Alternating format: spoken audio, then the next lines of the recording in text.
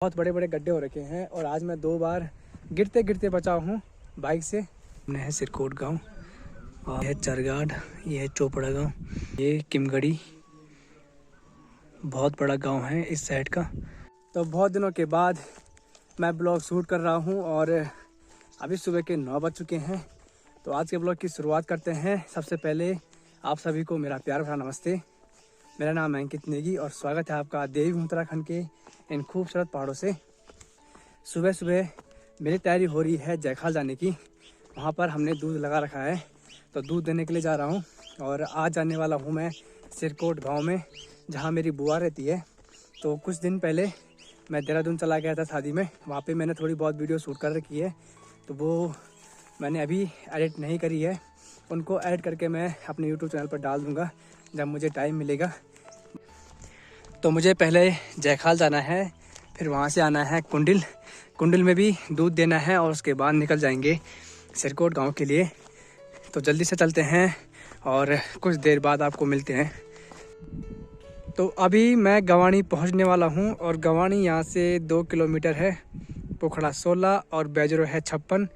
जो आपको सामने गांव दिखाई दे रहा है ये है गवानी गांव और मार्केट थोड़ा सा नीचे साइड को है। और लगता है कोई एक्सपायर हो चुका है। तो बहुत सारे लोग शमशान घाट की ओर जा रहे हैं, जो कि ठीक यहाँ सामने है। तो भगवान उनकी आत्मा को शांति दे। और यहाँ पे एक शिवालय भी है, ठीक ये पेड़ के पीछे साइड को हल्का सा आपको दिखाई दे रहा होगा। और यहाँ पे मत्स्य पालन कर रखा है, 2 टैंक बने हुए हैं। तो ये बहुत सारे लोग जा रहे हैं यहाँ से नीचे साइड होते हुए और ठीक यहाँ पे। और बड़ी ही प्यारी धूप आ रखी है। आते आते ठंड से मेरी हालत ख़राब हो गई थी। तो अभी थोड़ी देर यहाँ पे धूप में बैठेंगे। और सिरकोट गांव ठीक यहाँ सामने है, जहाँ पे हल्का सा धुआं दिखाई दे रहा है। आजकल पहाड़ों पे चारों ओर धुंध लगी हुई है तो कुछ क्लियर नहीं दिखाई दे रहा है।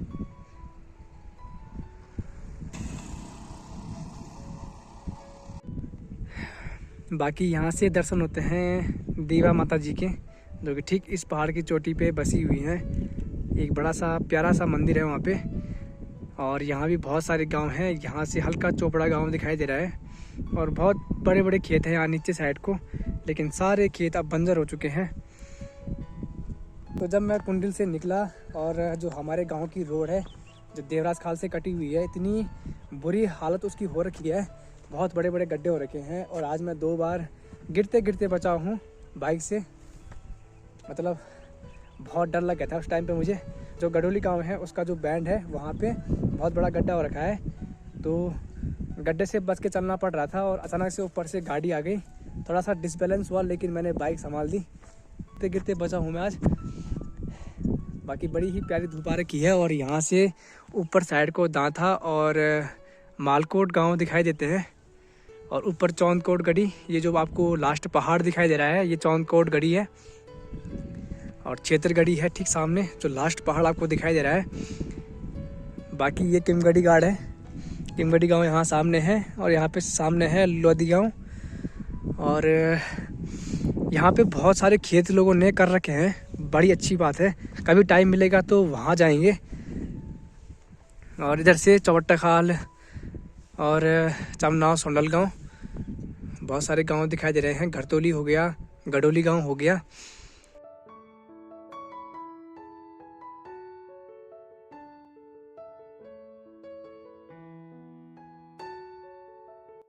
तो अभी सुबह के 11 बज चुके हैं और मैं पहुंच चुका हूं सिरकोट गांव में। तो गांव इस साइड को भी है और इस साइड को भी। तो मेरी बुआ का घर जो है वो इस साइड को है, तो मुझे यहाँ ऊपर जाना है। और जो गांव है वो यहाँ ऊपर साइड को बसा हुआ है।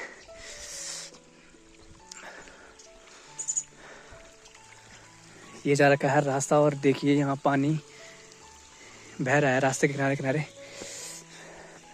मतलब इस गांव में पानी भरपूर मात्रा में है।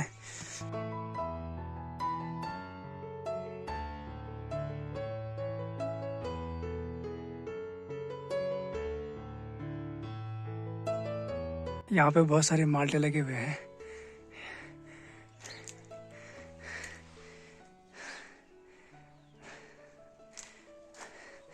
और यह है सिरकोट गांव जो पूरा फैल रखा है। तो बहुत सारे घर उस साइड को हैं। जो गांव है, और बाकी कुछ घर इस साइड को बने हुए हैं। और मेरी बुआ का घर है ठीक यहाँ ऊपर सबसे टॉप में।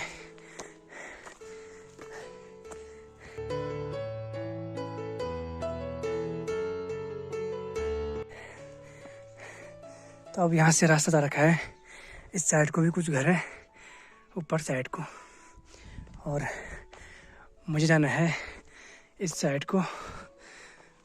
बड़े बड़े पहाड़, और पहाड़ों के बीच में एक प्यारा सा गांव है सिरकोट।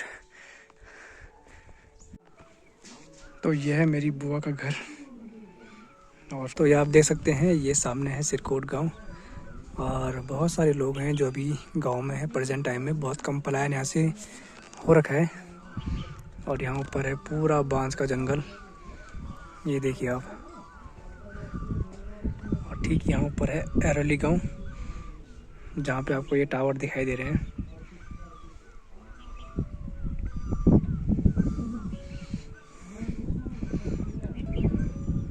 ये है चरगाड, ये है चोपड़ा गांव, और रोड जा रही है ऊपर सलान जलपड़ी गांव के लिए।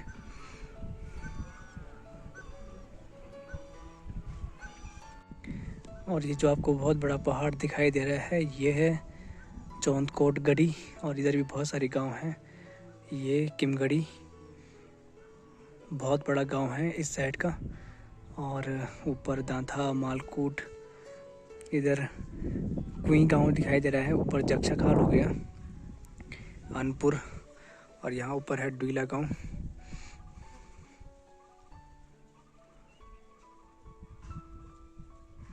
हल्का हल्का सा यहाँ से दमदेवल दिखाई दे रहा है, ये जो लास्ट में दिखाई दे रहा है आपको ठीक यहाँ पे।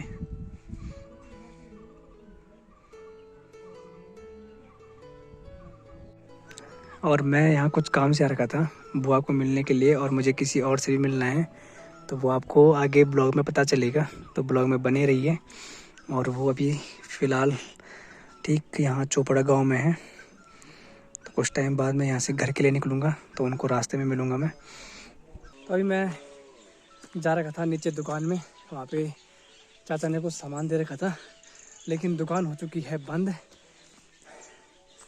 और अब मुझे खाली हाथ जाना पड़ रहा है ऊपर। रास्ता बिल्कुल ऐसा वाला है, एकदम सांस फूल गई इसमें। बाकी गांव के बीच में बहुत बड़े बड़े पेड़ हैं, और लोगों ने खेती कर रखी है यहाँ पे। बाकी कुछ खेत बंजर पड़े हुए हैं। खड़क के पेड़ देखिए कितने बड़े बड़े हैं, और पूरे गांव के जो खेत हैं, जो उनकी सार है, वहाँ बहुत बड़े बड़े पेड़ हो रखे हैं। पूरा जंगल टाइप का बनता जा रहा है।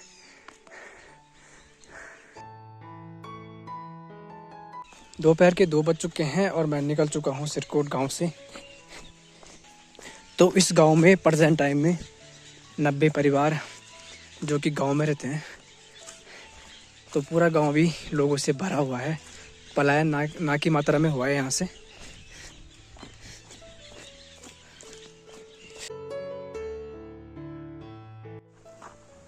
तो अभी मैं रुका हुआ हूँ यहाँ सिरकोट गांव से थोड़ा सा आगे, चोपड़ा गांव के सामने।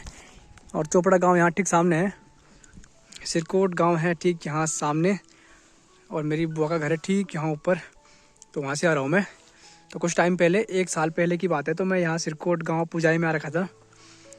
तो उस टाइम पे उस वीडियो पे एक कमेंट आया था, वो आया था नेपाल से, और उन्होंने वो वीडियो देखी। तो उनका जो घर था वो सिरकोट गांव में था, और उनकी शादी हो चुकी थी, मतलब उन्होंने अपनी लव मैरिज करी थी, लगे थे यहाँ से नेपाल। और उसके बाद उनका जो परिवार था, उनका जो कांटेक्ट था वो हट गया था उनसे।